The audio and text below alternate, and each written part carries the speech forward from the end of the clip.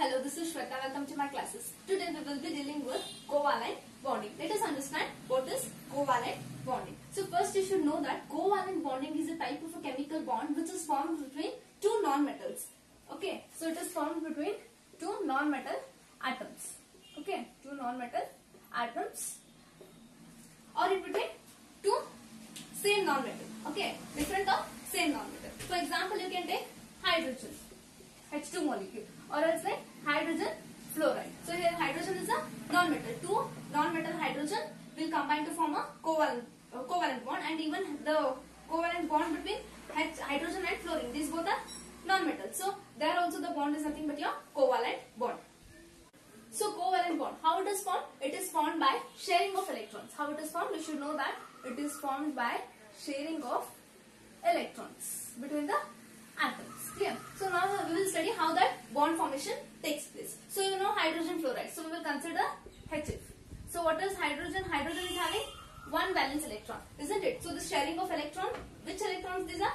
Sharing of valence electrons will lead to the formation of covalent bond. So hydrogen, you know that it is having one valence electron. And fluorine, how about fluorine? Fluorine is a halogen, isn't it? So it is having 7 electrons. 1, 2, 3, 4, 5, 6 and 7 valence electrons. So hydrogen is having 1 valence electron and fluorine is having 7 valence electron. So just see, it wants another 1 electron to have the nearest to noble gas configuration. So what all the atoms want, you know that all the atoms want to be in the stable configuration. So if it has to attain the stable state, then it requires another 1 electron so that it can reach helium, isn't it? Noble configuration of helium. Here also fluorine, if it gets another 1 electron, means 8 electrons is like nothing but like again it will be a octet. So even here both these electrons now they want 1 electron each.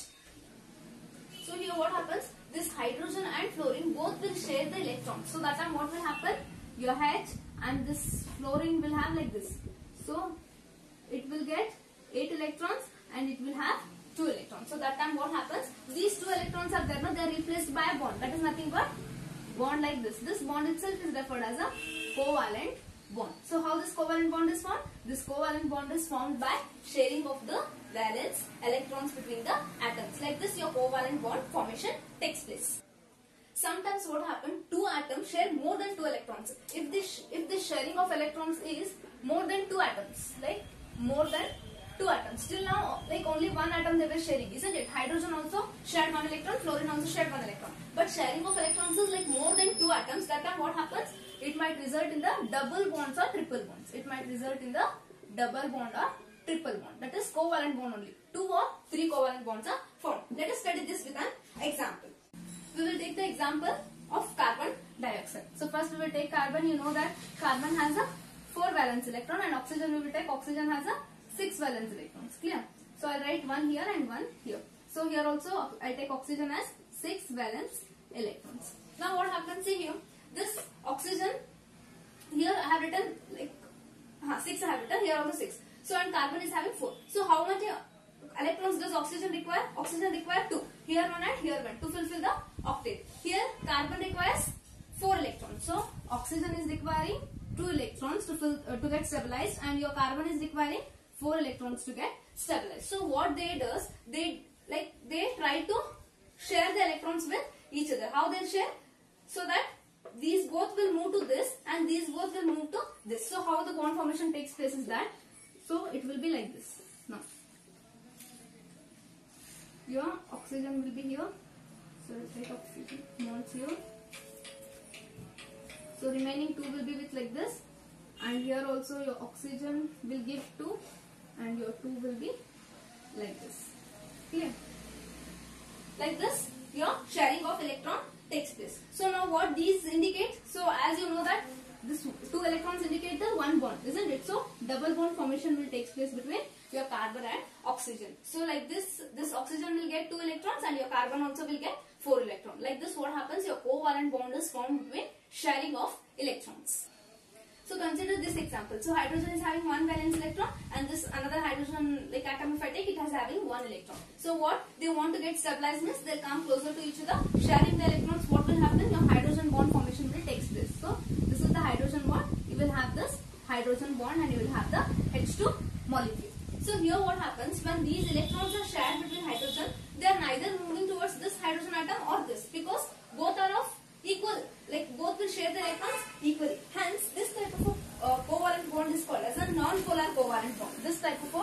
covalent bond is called as non-polar covalent bond. Okay, so here no polarity will be there. Polarity means like positive and negative will not be there. These both electrons, if they move this side, both will be like equally displaced from the hydrogen atom. So here equal sharing of electron is there between both the atoms. Hence it is called as a non-polar covalent bond.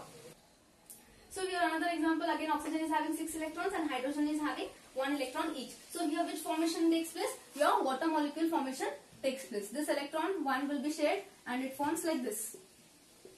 Here these 2 electrons are shared with the hydrogen, isn't it? It wants 1 electron and it wants 1 electron, whereas oxygen wants 2 electrons. So these get mutually shared and forms the covalent bond. This is one covalent bond and this is one covalent bond. Now you just observe in this. So here what happens is like your oxygen is more electronegative when compared to hydrogen, isn't it? So your electrons will spend more time around the oxygen when compared to that of hydrogen. So what happens? Your whatever oxygen is there, it gets slight negative charge and this hydrogen will get a slight positive charge. So because of this what happens? Polarity is developed, isn't it? So your electrons are spending more time around the oxygen than that of hydrogen. So here what happens? Delta plus and delta minus, a small positive and negative charges are developed. That is, in other terms, what you can say, your polarity is developed because of unequal sharing of electrons. Here electrons will move little more towards oxygen than that compared to the hydrogen. Hence this type of a covalent bond is called as a polar covalent bond.